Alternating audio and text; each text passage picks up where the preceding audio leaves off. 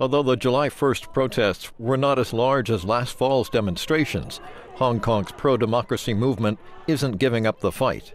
The protesters continue to push for everything from better wages to all-out political autonomy, a promise they say Beijing made back in 1989 but has failed to keep. On June 18th, Hong Kong's Legislative Council voted to reject a Beijing-backed proposal to reform the former British colony's election system. If passed, the bill would have allowed Hong Kong citizens to directly elect their chief executive from a group of 2 or 3 Beijing-approved candidates.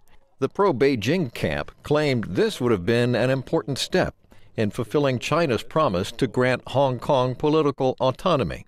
James Tien is a pro-Beijing member of the Hong Kong Legislative Council. He spoke to VOA via Skype. Any democracy, if you look at history of many Western countries, somehow they do take a step by step. But in Hong Kong, we're already saying that it's a bit more simplistic because 95% are Chinese. We don't have a religious problem. So the only thing we have is actually the rich and the not so rich.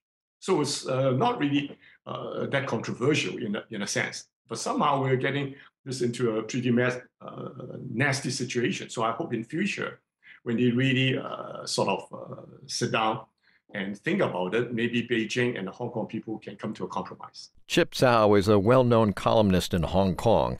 Appearing by Skype on #VOA, he says voters should have the right to pick their own leaders. China, since it's no longer an empire, should adopt a parliamentary democracy as soon as possible. This is not a position that sits well with Beijing or its Hong Kong loyalists. Lawrence Ma is a representative of the group Silent Majority for Hong Kong. He talked to VOA by Skype. What is important is an attitude change, is a mentality change. They have to embrace the central government as the government of China. For now, many worry the pro-democracy activists are running on empty after months of protest. More change seems unlikely anytime soon, but it also doesn't appear as if street protests demanding change will end either. Martin Secrest, VOA News.